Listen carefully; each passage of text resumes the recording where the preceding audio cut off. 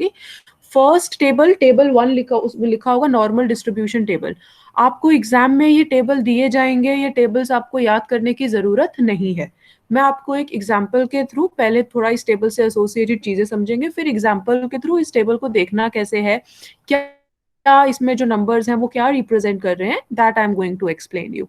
जो आपका table number 2 है ऑर्डिनेट्स वाला, वो ऑर्डिनेट्स वाला टेबल का इतना ज्यादा वहां से क्वेश्चंस नहीं आते हैं, बट वो टेबल 1 को समझने के लिए हेल्पफुल टेबल है। So if we want to go in depth, that is why I have shared both the tables. But जो मैंने पीडीएफ शेयर किया है वो आपको पक्का पक्का देखना आना चाहिए, ठीक है। सो अभी हमारा जो last time, I just recall हमने लास्ट कहाँ तक किया था, I just go to this notes. Okay, so हम लोगों ने किया था, ठीक है, ये इंटीग्रेशन तक किया था, ये एरिया फाइंड करने तक। यहां तक किसी को कोई प्रॉब्लम है? Any problem till here? Integration process, क्या इंटीग्रेशन हम लोगों ने क्यों लिया है, ये सब क्लियर है ना? ये 3 केसेस हम लोगों ने यहाँ पे लिखे थे मैंने, where did I write those 3 cases, second case and third case? No? So I'll just pick up from here only if things are clear to you. Yes. So I'll just draw this curve again. Just focus on understanding first. थोड़ा सा table, थोड़ा सा graph से associated ही चीजें समझा रही हूँ मैं आपको. So this is our y-axis, this is x-axis, and this is our normal distribution curve. Now see, जब हम ये बोल रहे हैं कि हमने कोई एक इवेंट किया, ठीक है, हम लोगों ने टॉस किया और उसका हमारे पास क्या प्रोबेबिलिटी है कि हेड आएगा, तो वही चीज हमने यहाँ पे प्लॉट की है ना? वही चीज हमने यहाँ पे प्लॉट की है कि हम लोगों का क्या क्या नंबर्स आ सकते हैं। अगर हमारे पास एक्स, सपोज डाइस का केस ले लो, ठीक है, तो डाइस में हमारा अगर 1 आया है डाइस के ऊपर, तो क्या कितने चांसेस हैं कि 1 आएगा, 2 आया है तो कितने चांसेस हैं कि 2 आएगा। तो इसी तरीके से हम लोगों को यहाँ पे हम डाटा को ऐसे प्लॉट करते हैं।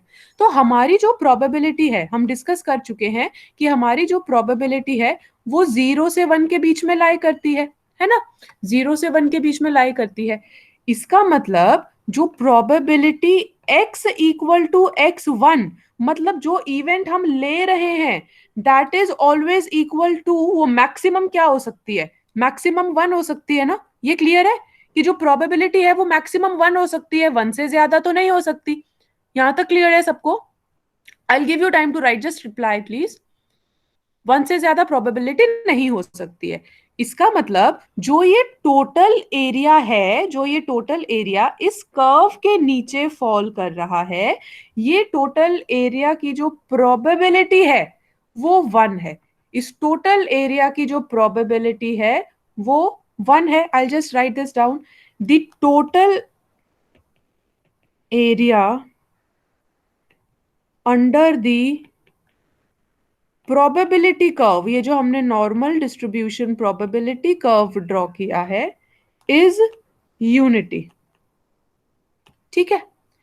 अच्छा, अब एक और चीज मैं आपको बोल रही हूं कि जब हम ये बोल रहे हैं कि हमारा ये x इक्वल टू m, यहाँ पे x इक्वल टू m इस पूरे डिस्ट्रीब्यूशन को 2 इक्वल हाफ में डिवाइड करता है, 2 इक्वल हाफ में डिवाइड करता है।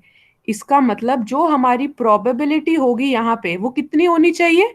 यहाँ पे कितना प्रोबेबिलिटी होना? Yes Rishabh, it should be 1/2, that is 0.5, and this should also be 0.5, ठीक है। I hope things are clear till here. अब एक और चीज मैं लिखती हूँ, जो ये total area under the probability curve unity है, ठीक है, and probability of x equal to x1 is equal to 0, ये हम क्या लिख रहे हैं? एक बार मेरे को लिखने दो फिर बताऊंगी। That is the probability that x assumes a given value is always zero, is always zero because the ordinate, because the ordinate, sorry, because the area of the ordinate, because the area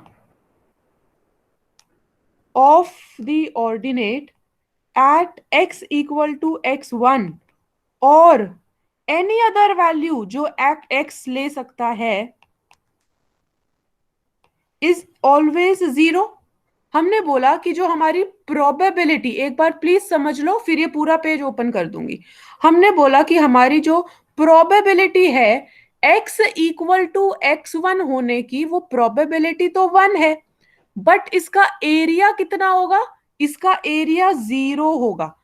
क्योंकि अगर हमने ये बोला है कि हमारी अगर कोई भी वैल्यू x लेता है तो उस ऑर्डिनेट पे, वैल्यू तो हम यहाँ पे कहीं पे भी कोई भी ले सकते हैं ना, ये अब मैं किससे मार्क करूं? मैं ब्लू से मार्क करती हूँ। यहाँ पे हम लोग कोई भी वैल्यू ले सकते हैं। तो जब हमारा इसके अंदर ये हमारा जो ऑर्डिनेट यहाँ पे होगा, ऑर्डिनेट तो हम लोगों का जब हम जीरो बोल रहे हैं तो naturally ordinate x equal to x1 पे या किसी भी वैल्यू पे हमारा जो एरिया है वो तो जीरो ही हो जाएगा ना, अगर हम लोग एक्सिस के ऊपर ही ले रहे हैं। चीजें क्लियर है आपको? ये दो पॉइंट क्लियर है? आई just open this page, just note down these things. For इसमें सिर्फ दो ही चीजें हैं। नंबर वन, प्रोबेबिलिटी हमारी टोटल कर्व के अंडर 1 होती है, ये पॉइंट मैंने यहाँ पे लिख दिया। नंबर टू, कि हमारा जो एरिया है, तो फर्स्ट पॉइंट प्रोबेबिलिटी एसोसिएटेड है एंड सेकेंड पॉइंट जो है वो एरिया एसोसिएटेड है। ये दो चीजें आपको क्लियर होनी चाहिए। इसके बाद हम टेबल पे मूव करेंगे। Just note this down and just confirm on the chat that things are clear and you are done with this.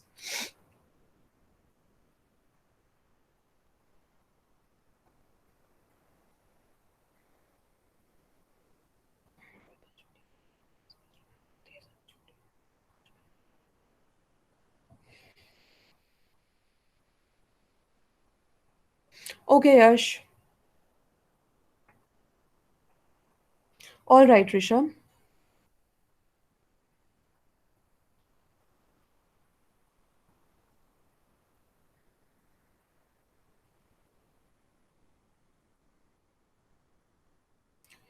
Chalo. Anybody wants me to wait? Anybody wants me to wait?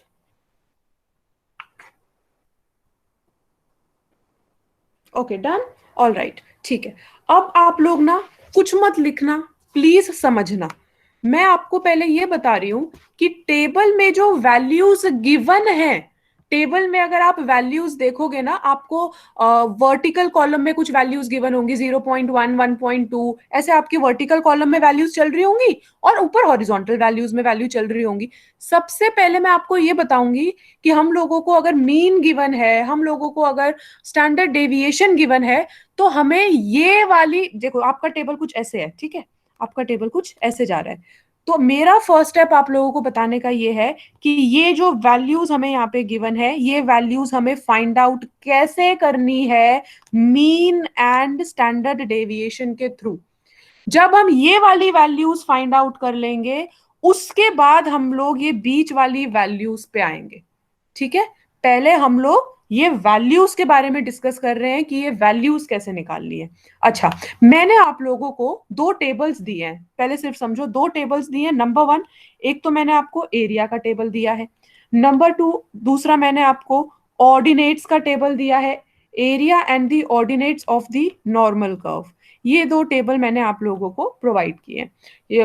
And इसके अंदर जो भी हमें area और ordinates के जो भी table हमें गिवन है, they are given corresponding to given corresponding to standard normal variate। देखो, स्टैंडर्ड नॉर्मल तो उस दिन हमने डिस्कस कर लिया था। जैसे ही हमने बोल दिया स्टैंडर्ड नॉर्मल, इसका मतलब हम ये बोल रहे हैं कि हम यहाँ पे अपना मीन और स्टैंडर्ड डेविएशन को लेते हुए एक वेरिएबल फाइंड कर रहे हैं। ठीक है, स्टैंडर्ड नॉर्मल वेरिएट मतलब, स्टैंडर्ड मतलब जहां पे हम कुछ ना कुछ वैल्यू मीन की कंसीडर करेंगे, कुछ ना कुछ वैल्यू हम अपना स्टैंडर्ड डेविएशन का कंसीडर करेंगे, जो भी हमें क्वेश्चन में गिवन होगा। नॉर्मल मतलब जो ये वैल्यूज हैं वो नॉर्मल डिस्ट्रीब्यूशन पैटर्न फॉलो करती हैं, कंडीशंस को फॉलो करती हैं।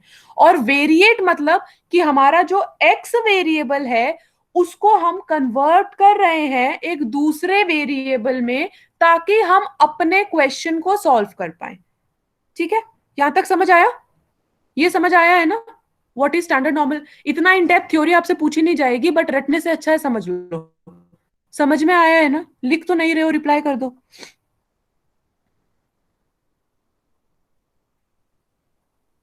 ये स्टैंडर्ड नॉर्मल वेरिएट जो है ना, यही चीज है जो हमें यहाँ पे इन वैल्यूज में फाइंड करनी है। ये वाला है वो वेरिएट। तो अभी हम ये वेरिएट को फाइंड कैसे करना है, मैं उसका फॉर्मूला लिख रही हूं, ठीक है? So this formula is standard normal variate. Find out करने का फॉर्मूला है x equal to the value of x minus mean divided by standard deviation. x equal to x minus mean divided by standard deviation. This is standard normal variate. Okay, अच्छा, अब हम इससे associated कुछ question से solve करते हैं। I give you proper time to write. या लिखनी है ये डेफिनेशन तो लिख लो, just it will take just 1 minute, just write this down. just 1 minute लिख लो, then we'll do 1 to 2 questions. We'll just do 2 questions in fact.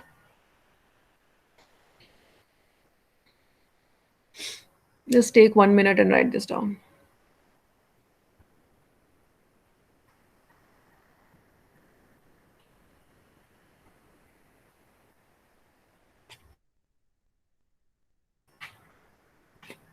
चलो, अब मैं एक आपका जो नॉर्मल नॉर्मल स्टैंडर्ड नॉर्मल उस डिस्ट्रीब्यूशन का जो फॉर्मूला लिखा था ना, वही चीज मैं एक बार आपकी दोबारा लिखती हूँ।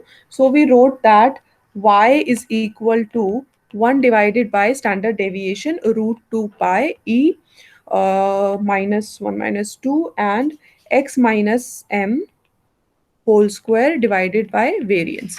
ये फॉर्मूला हम डिस्कस कर चुके हैं, ठीक है? Now I will give you one question. The question says find the ordinate of the normal curve।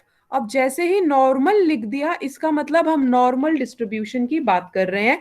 और ये जो नॉर्मल कर्व है, इसका हम लोगों को गिवन है, तो हमें एक ऑर्डिनेट निकालना है, ठीक है? हमें y निकालना है। फॉर्मूला हम लोगों का क्या, sorry, question is not complete. Find the ordinate of the normal curve corresponding to x equal to 7। तो हमें y निकालना है, ठीक है? और हम लोगों को x इक्वल टू 7 गिवन है। ऑल्सो हम लोगों को गिवन है, अच्छा मैं आपका कर्व लिख देती हूँ। गिवन क्या है वो आप कर्व इक्वेशन से अपने आप फाइंड करना। तो हमारी इक्वेशन आ रही है 1/4 √2 पाई e⁻⁻x² डिवाइडेड बाय 32, ठीक है? हम लोगों को जो मैंने आपको फॉर्मूला लिखवाया है x is equal to x minus M divided by standard deviation, यहां से आपको ये S N V that is standard normal variate find out करना है। तो पहले आपको इस कर्व में ये देखना होगा कि हमारा मीन कितना है, फिर आपको देखना होगा हमारा स्टैंडर्ड डेविएशन कितना है। उन दोनों चीजों को आपको इस एक्स के अंदर पुट करना है। जो हमारी वैल्यू आएगी that will be termed as the ordinate, that will give us a value. उसके बाद हमें उस वैल्यू के अकॉर्डिंग ऑर्डिनेट फाइंड करना है टेबल से। तो पहले आप मुझे बताओ कि आपका ये वैल्यू क्या आ रहा है। इसको आप x की बजाय ना, इसको आप x की बजाय यहाँ पे z कर लो। Please do it z, just do it z, ताकि कंफ्यूजन ना हो। इसको आप प्लीज z कर लो दोनों दोनों इक्वेशंस में। Just do it z please. इसलिए हम इसको z डिस्ट्रीब्यूशन भी बोलते हैं, क्योंकि हम यहाँ पे इसको z लिख रहे हैं। Just give me the value of this z।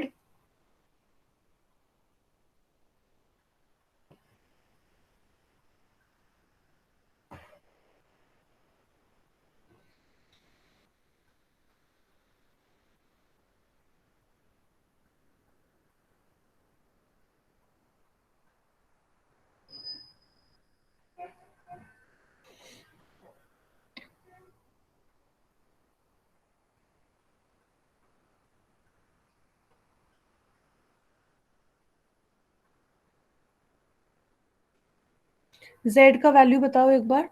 ऊपर पूरा नॉर्मल कर्व का स्टैंडर्ड नॉर्मल कर्व मैंने लिखा है, इसीलिए लिखा है ताकि आपको इस ये जो नीचे वाला कर्व है जो हमें क्वेश्चन में गिवन है, आपको इजी हो जाए ये देखना कि मीन कितना आएगा और स्टैंडर्ड डेविएशन कितना आएगा। जेड का वैल्यू एक बार प्लीज बताओ।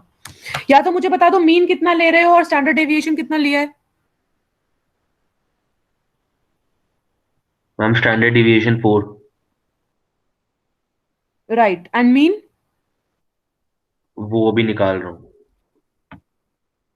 निकाल रहे हो Parth, I mean Parth and others also? कुछ निकालना ही नहीं है, देख के ही पता चल रहा है मीन कितना है।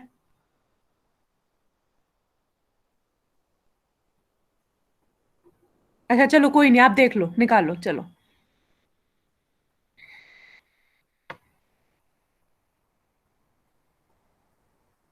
जीरो है ma'am mean. Yes it's zero, वो तो पता ही चल रहा है। हाँ स्टैंडर्ड ठीक है। डेविएशन जब भी 4 है तो वो 4 × 4 16। और जो ये आपका 32 दिया है, ये जो 32 यहाँ पे गिवन है, ये तो हमारा हाफ भी तो मल्टीप्लाई होगा ना, तो 16 × 2 = 32। तो मीन तो जीरो हो गया। क्या सब लोगों को ये मतलब समझ हाँ आया है हाफ कि हम लोगों का हाफ। मीन जीरो है और स्टैंडर्ड डेविएशन 4 है? ये सब लोगों को समझ आया है? Yes ma'am. If there is anybody जिसको समझ नहीं आया है, please ask me right now. Ma'am if there is standard anybody जिसको डेविएशन समझ 4 नहीं कैसे आया, आया? ओके। सो आप एक बार ये ऊपर वाली इक्वेशन देखो, यहाँ पे हमारा स्टैंडर्ड डेविएशन ये लिखा हुआ है ना, स्टैंडर्ड डेविएशन। अब इसको नीचे वाले कर्व में देखो, लिखा तो है 4। Okay okay okay. मीन समझ आया तन्मय? अच्छा Yash, okay, how mean is zero, all right. Yash ये देखो, ऊपर वाले कर्व में देखना, x - m² लिखा है, ठीक है। यहाँ पे हमारा है -x²। बट दूसरी चीज क्या है, अगर हम स्टैंडर्ड डेविएशन का स्क्वायर करेंगे 4 × 4, वो कितना हो जाएगा 16। एंड 16 × 2 कितना हो जाएगा 32। वही 32 हमने नीचे वाले कर्व में लिखा है, इसका मतलब मीन तो सीधा सीधा जीरो हो गया। क्लियर हुआ ओके यश? मैम। Yes ma'am. All आ right. गया। So now please give me the value of z. What is the value of z? If given that x is equal to 7, given that x is equal to all right. So Rishabh is saying 7/4. Yeah, it is coming to be 1.75. एक बार please confirm करो कि सबका ये value आया है। Okay. Ma'am -7/4 भी आ सकता है हाँ -7/4 भी आ सकता है, इट्स अ नॉर्मल डिस्ट्रीब्यूशन, वो तो आएगा मैम। ही आएगा। मैम क्योंकि जैसे m आप बोल रहे हो जीरो ले लिया हमने, हम m को 2x भी तो ले सकते हैं। m को 2x। Yes ma'am. 2x कैसे? मैम वही बात पड़ जाएगी क्योंकि x - 2x तो वो -x हो जाएगा, उसके बाद स्क्वायर बन जाएगा वो। And what about 1/2? अच्छा, आपने क्या बोला, हम मीन को क्या ले सकते हैं 2x। Yes ma'am. But mean तो हमारा नंबर होता है, आप मीन को x की टर्म्स में क्यों ले रहे हो? क्योंकि x हमारा गिवन है मैम। नहीं, वो x हमें गिवन है क्योंकि हमें x, जो हमारी x की वैल्यू है उसके कॉरस्पॉन्डिंग हमें z की वैल्यू निकालनी है ऑर्डिनेट निकालने के लिए। हमें हमें मीन और स्टैंडर्ड डेविएशन थोड़ी ना x की टर्म्स में लेना है। 2x लोगे तो इसका मतलब आप 14 लोगे इसको, है ना? Yes ma'am. चलो, आप कह रहे हो नेगेटिव आ सकता है, नेगेटिव डेफिनेटली आ सकता है। ये जो अगर आपने यहाँ पे अपना z का लिया तो ऑब्वियसली हम लोगों का यहाँ पे तो एक पॉजिटिव आएगा, एक नेगेटिव आएगा। अगर हम प्रोबेबिलिटी की बात करेंगे तो वो तो हमारा आ सकता है। बट इस केस में तो बेटा पॉजिटिव ही आ रहा है, नेगेटिव नहीं आ रहा।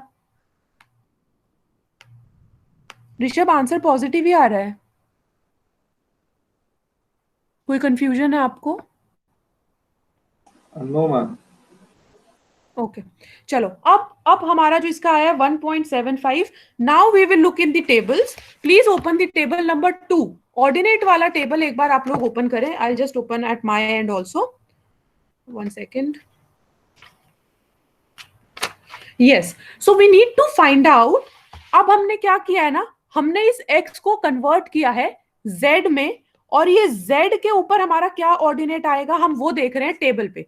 तो डायरेक्टली हम x की वैल्यू तो जो 7 थी ना, उससे हम लोग फाइंड नहीं करेंगे। हमने पहले इस x की वैल्यू को z में कन्वर्ट किया है और फिर इसका ऑर्डिनेट हमें फाइंड करना है। सो टेबल पे आप लोग देखो, हमें निकालना है 1.75। तो पहले आप एक minute, I just look at the screen also please. आपका 1.7 यहाँ पे गिवन है, यहाँ पे आपका 1.7 गिवन होगा वर्टिकल में। क्या सबको मिल गया ये 1.75? 1.75 सबको मिला? Yes ma'am. Yes ma'am. ठीक है। और उसके बाद फिर आपके यहाँ पे वैल्यूज गिवन है 0.00, 0.01। हमें निकालना है 1.75 का। इसका मतलब हम लोगों को निकालना है यहाँ पे 0.05। तो हम देखेंगे 1.7 0.05। अगर आप लोगों को क्लियर है तो प्लीज मुझे इसकी वैल्यू बताओ क्या आ रही है। या 0.863। ठीक है, इसका मतलब जब हम लोगों का x इक्वल टू 7 होगा तो उसका जो ऑर्डिनेट होगा, given that this follows a normal distribution, वो 0.863 होगा। ठीक है, जैसे हम लोगों ने कोरिलेशन के अंदर भी यही फाइंड आउट करने की कोशिश की थी कि हमें एक वैल्यू गिवन है तो दूसरी वैल्यू कितनी होगी, उसी तरीके से when we started with the distributions, मैंने आपको कहा था हमें इतनी कॉम्प्लिकेटेड चीजें ना करनी पड़े, तो जो वैल्यू हमको गिवन है उसके कॉरेस्पॉन्डिंग हमारी दूसरी वैल्यू क्या होगी वो हम इन डिस्ट्रीब्यूशंस की हेल्प से फाइंड कर सकते हैं। तो ये हमारा ऑर्डिनेट आया है। ऐसा आपका एक छोटा सा क्वेश्चन आ सकता है, ऑर्डिनेट एसोसिएटेड। किसी को भी ऑर्डिनेट्स में कोई प्रॉब्लम है? Any problem in the ordinates? क्योंकि अब मैं आपका मेन क्वेश्चन प्रोबेबिलिटी वाला कराने जा रही हूं। अगर कोई प्रॉब्लम है ऑर्डिनेट्स में तो प्लीज पूछ लो, क्योंकि अब हम नेक्स्ट टेबल रेफर करेंगे। चलो, no problem, then I write down the question. So question number 2, so it says the life of electric bulbs in hours, suppose हम इसको बोल रहे हैं एक्स इवेंट, ठीक है, is supposed to be normally distributed। तो आपको पता चल गया इसमें नॉर्मल डिस्ट्रीब्यूशन लगना है। It is normally distributed. And normally distributed कैसे? हमें कर्व गिवन है 1 डिवाइडेड बाय 19। अब आपका इमीडिएट होना चाहिए, अच्छा 19 इसका मतलब 19 स्टैंडर्ड डेविएशन है, ठीक है। √2 pi e to the power minus x minus 155 divided by 722। अब यहाँ पे 155 आया, इमीडिएट होना चाहिए x माइनस मीन, सो हमारा मीन कितना हो गया 155 एंड dx। ये हम लोगों का नॉर्मल डिस्ट्रीब्यूशन कर्व गिवन है। सो हमारे क्वेश्चन क्या बोल रहे हैं? There are 3 parts to this question. एक मैं सॉल्व कर रही हूं, फिर आप सॉल्व करोगे। So what is the probability that the life of a bulb will be, suppose first part is less than 117 hours, ठीक है, less than 117 hours। अब एक बार मैं इसका आपको सॉल्व करके बताती हूँ हमें कैसे करना है ये। तो हम लोगों को क्या करना है, डायग्रामेटिकली एक बार समझते हैं। हम लोगों को ये कर्व गिवन है, हमने बोला है कि हमारा नॉर्मल डिस्ट्रीब्यूशन कर्व है, ठीक है, और सपोज हमारा 117 यहाँ पे लाई कर रहा है, ओके। तो हम लोगों को एरिया निकालना है, प्रोबेबिलिटी निकालनी है that it is less than 117। तो लेस देन अगर हम बात करेंगे तो हमारा लेफ्ट हैंड साइड वाला एरिया निकलना चाहिए या राइट हैंड साइड वाला एरिया निकलना चाहिए? अगर हम लेस देन फाइंड कर रहे हैं तो राइट हैंड साइड वाला कि लेफ्ट हैंड साइड वाला एरिया? लेफ्ट वाला।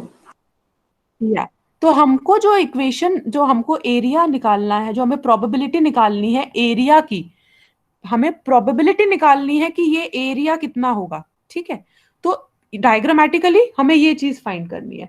पर अब सबसे पहले हम क्या करेंगे, हम पहले ये फाइंड करेंगे कि ये एरिया कितना है। हम पहले इसके अंदर z फाइंड करेंगे। एक बार क्विकली मुझे z फाइंड करके बताओ। इक्वेशन मैंने आप लोगों को बताई हुई है, चीजें आपको यहाँ से क्लियर है। मीन क्या होगा, स्टैंडर्ड डेविएशन क्या होगा, quickly just find out what is the value of z in this case.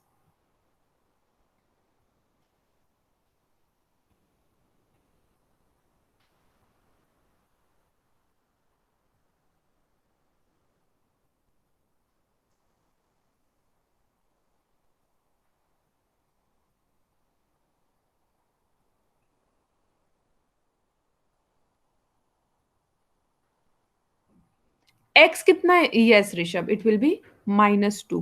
What about others guys? See in this case हमारा जो x गिवन है ना, फॉर्मूला क्या है हमारा, x minus m divided by standard deviation. तो यहाँ पे हमें x कितना गिवन है 117। मीन कितना गिवन है, मीन कितना गिवन है हमें 155 divided by standard deviation is 19, so this will come to be -2। क्या इतना सबको क्लियर है? इतना सबको क्लियर है? किसी को कोई डाउट है? यश, आप अनम्यूट कर रहे हो बार बार, do you want to ask anything? Ma'am कह रहा था कि आ गया आंसर। ओके ओके, तो इसका मतलब हम लोगों को क्या प्रोबेबिलिटी फाइंड करनी है? We need to find the probability that z is equal to -2. ठीक है, we need to find the probability that z is equal to -2. अब इसके अंदर आप एक चीज देखो, अगर हमारा यहाँ पे इसका वैल्यू -2 है, इसका मतलब इसके कॉरेस्पॉन्डिंग हमारा +2 भी होगा, है ना? पर हमको तो +2 नहीं चाहिए, हमको तो -2 चाहिए. ठीक है, अब इस केस में आप एक बार देखो -2 का वैल्यू कितना. I just open the table, wait.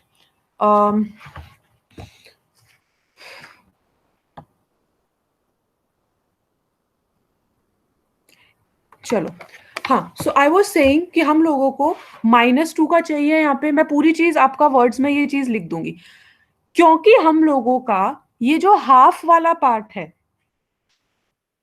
ये जो हाफ है, हम ऑलरेडी डिस्कस कर चुके हैं कि ये जो हमारी चीज है ये 0.5 है, क्योंकि टोटल प्रोबेबिलिटी हम लोगों का 1 होता है.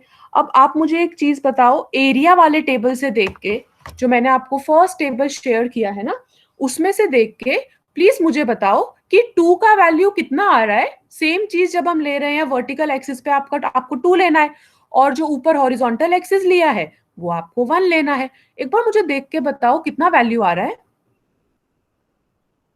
P z is equal to 2 का कितना वैल्यू आ रहा है? 0.4778. 0.4778. ठीक है, 0.4772. 8 कैसे आ रहा है? 2 आ रहा है. 0.4772 आ रहा है ये तो, है ना? अच्छा, पर ये जो 2,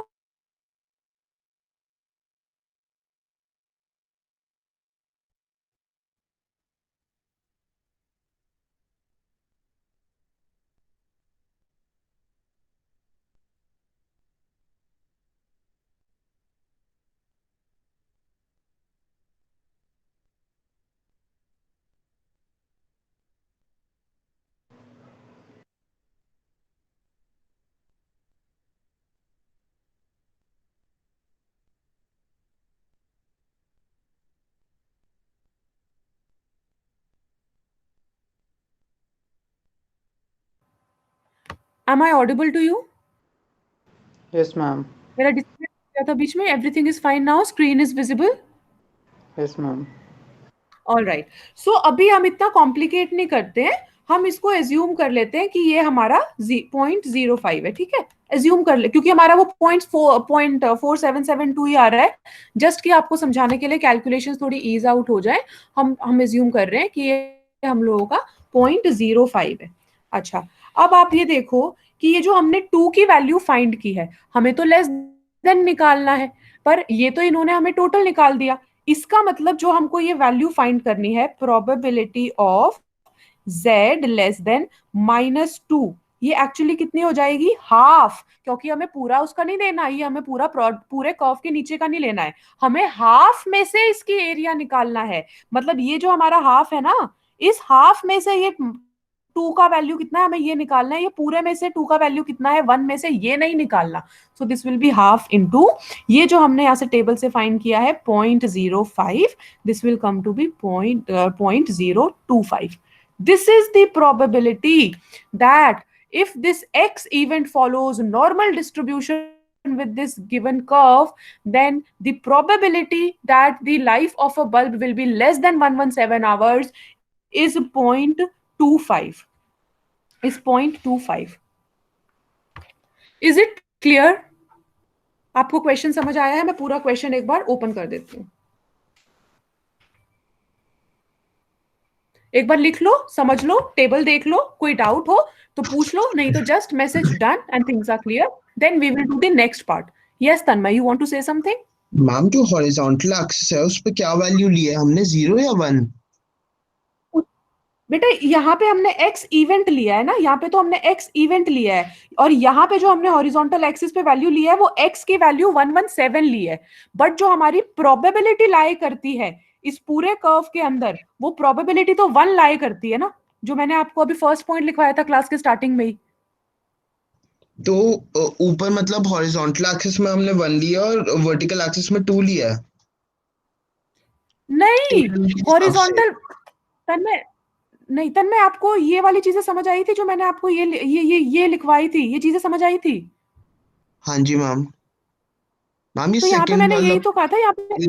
एक बार ये सेकंड वाला पॉइंट एक्सप्लेन कर दो, उस टाइम थोड़ी इसमें प्रॉब्लम आ रही थी।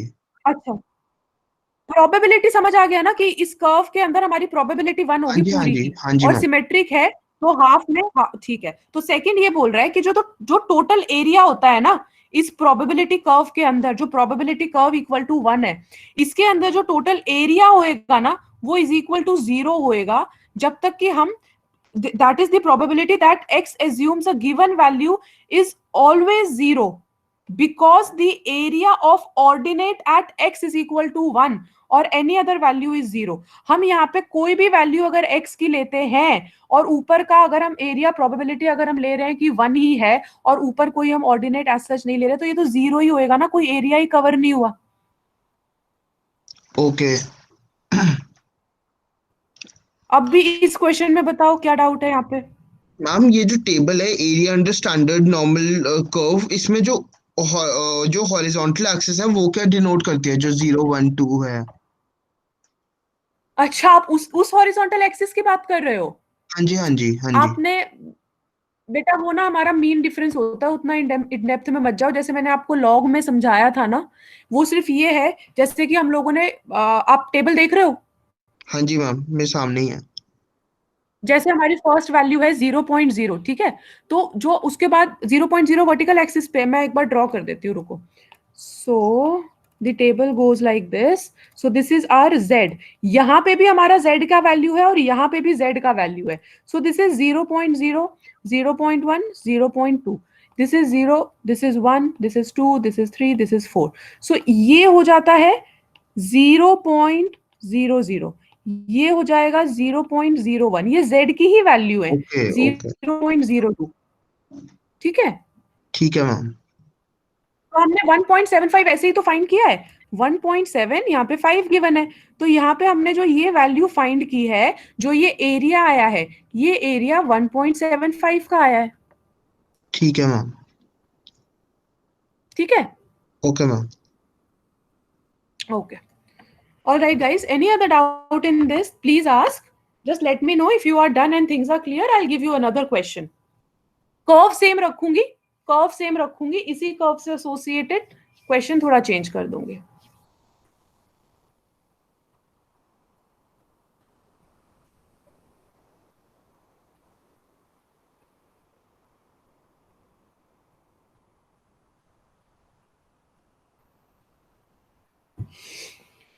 All right, Yash.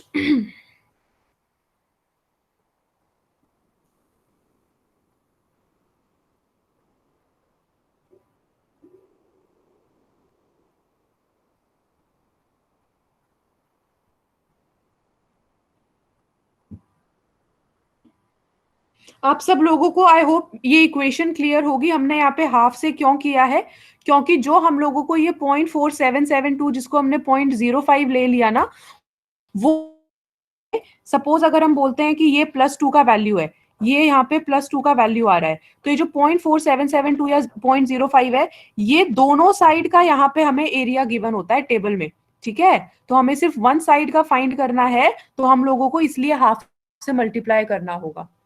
I hope this is clear to you all. Ma'am if somebody wants me to wait please let me know. Yes yes Rishabh. Ma'am 0.05 है या फिर मैम 0.5 लेंगे?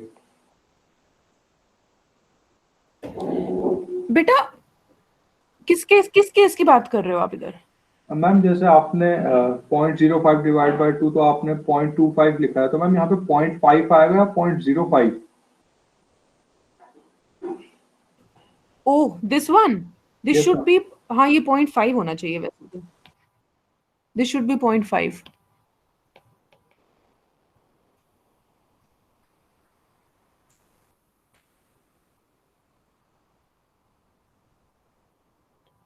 Yes, so this will be then 0.25, right? Right, Rishabh. So next question दे दूं?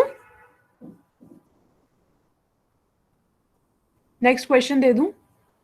चलो, इसी question का second part है, question आप लोगों के पास है, मैं सेकंड पार्ट लिख देती हूँ. Find the probability that the life of a bulb will be more than 193 hours. What is the probability that the life of the bulb will be more than 193 hours? Tell me what is the value of Z, then tell me what is the probability that Z is greater than whatever number you are getting. 0.41. Z is 0.41, Rishabh. Very strange. I'm not getting the same value.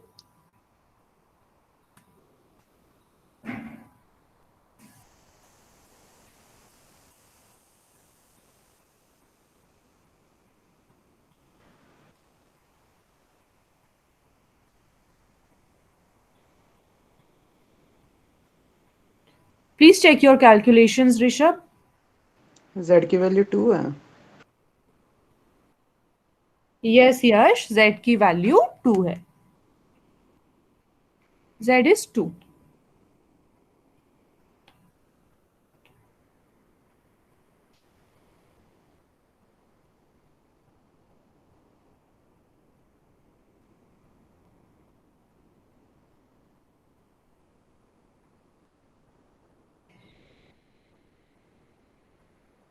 So what will be the probability in this case?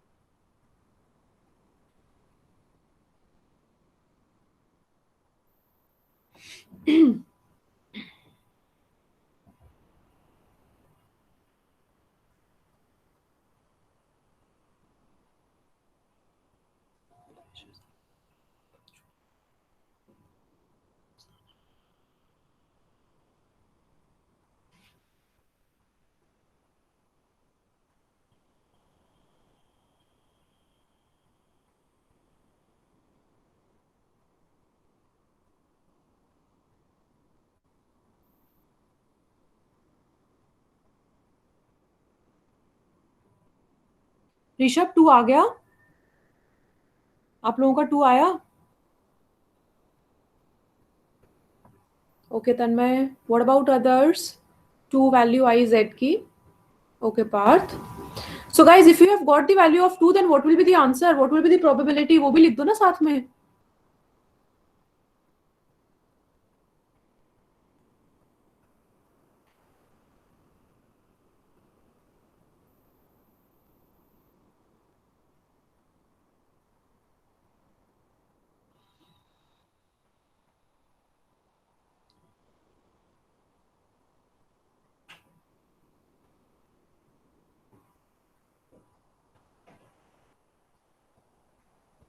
Probability भी लिख दो बेटा. Probability क्या है? 2 की तो find की थी पहले. पहले -2 की थी, अब +2 की करनी है. वैल्यू क्या होगी प्रोबेबिलिटी की? राइट, 0.4772. और अगर आप what are you guys doing? Don't we have to divide it by half, like multiplied by half? Don't we have to do that? अभी तो यहाँ पे एक्सप्लेन किया था कि यहाँ पे ये जो 0.4772 है, ये दोनों का गिवन है. पहले जो आपका क्वेश्चन था वो इस वाले हाफ का था, लेस देन का. अब हमें मोर देन फाइंड करना है, तो फिर से हाफ से मल्टीप्लाई नहीं करोगे? अच्छा, अगर एग्जैक्ट कर रहे हो तो हाँ 0.238. अगर 0.5 एज्यूम करके कर रहे हो तो फिर से वही 0.25 आएगा. क्या ये क्वेश्चन सबका सॉल्व हुआ है या सॉल्व करूं? Anybody who wants me to solve this, please let me know. I will solve this. Akhil, are you solving? Okay Priya. Akhil, are you there?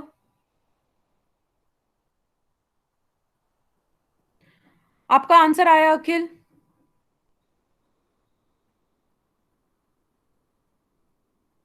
All right. Okay, so now I'm giving you third part. All right, and I'm not going to solve this for you today. I'm just giving you a third part. Find the probability that the life of the bulb will be between 117 and 193 hours. So that means that now you have to find this thing. ठीक है, अब आपको ये चीज निकालनी है. चलो. So you need to find out the probability of x that lies between 117 and 193. आराम से सोचो इसको.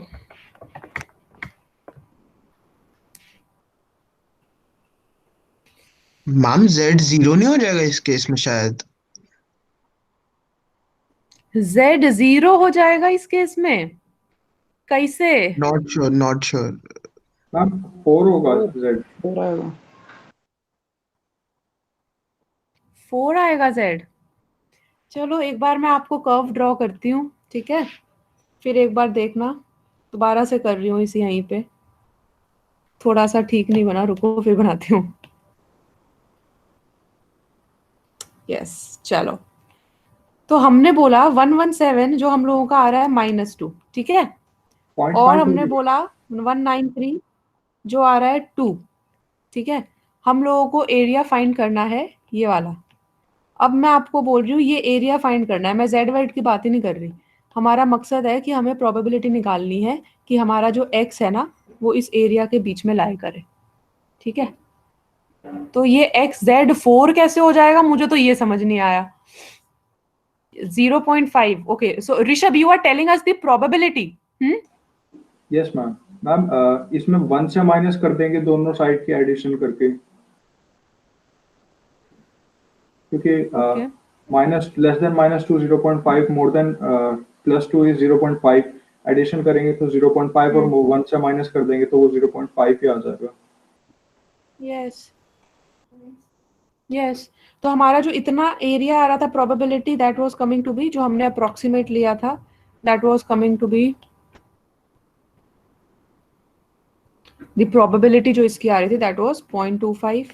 यहाँ पे भी उतना ही इसका प्रोबेबिलिटी 0.25 आ रहा था, तो बीच वाले का प्रोबेबिलिटी विल बी 0.5.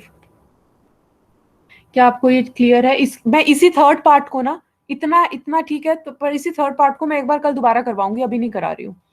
अभी हमें नॉर्मल डिस्ट्रीब्यूशन की एक क्लास और लगने वाली है. It will be a small class.